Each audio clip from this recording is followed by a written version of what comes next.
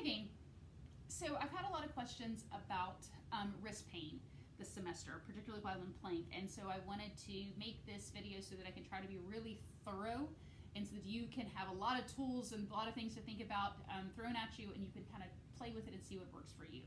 So first of all, we carry a lot of tension through our forearms, and of course it can carry up to, we've talked about shoulder and neck tension, etc. And so any of those things can kind of start to impact your wrist. So one thing that is great for anybody and everybody is find time to move those wrists throughout the day. Forward, back, move them all around. But yeah, take the time to move it. You can also do this while I'm putting class in context in the mornings. The next thing is to look towards stretching that forearm. So palm goes toward the body, hand goes down. You can increase the stretch by gently applying pressure, but nothing should ever hurt. And rolling over and opening. Of course, these stretches can also be done over a desk or over the ground. So you can roll here, roll. You can press forward, and then you can turn over. Again, I'm not putting my full weight onto my wrist, and you can gently stretch here and even pull back just a little bit to elongate. So those are some options. And again, especially if you've had this pain for a while, yeah, those are easy kind of things that may help to ease it, not just while you're doing plank, but in daily activities. So the next thing that you want to do is to determine, am I ready for plank?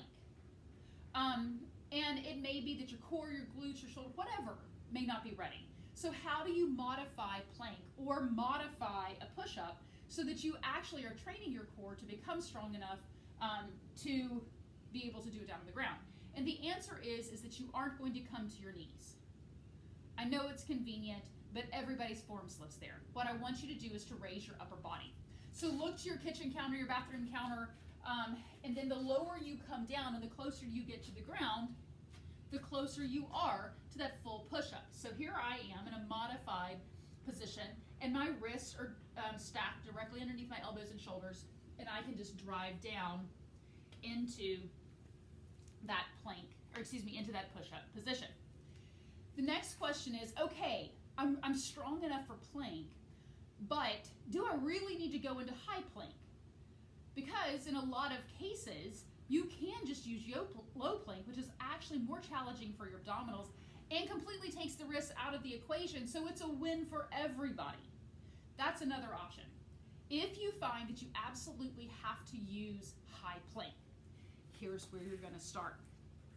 You're going to revisit the exercise that we did at the beginning of class, or excuse me, the beginning of the semester. So really setting your shoulders down and back and anchoring those scapula so that you aren't up here chicken winging and arched when you're in plank. So your shoulders are set down and back. You're going to make sure that your ears are in alignment with your shoulders so that when you get down into plank, you're not hanging here, here, or here, which is again, all just tension coming up into that shoulder area. So shoulders are set, neck is going to be long to help to create that long neutral spine starting at the base of your skull.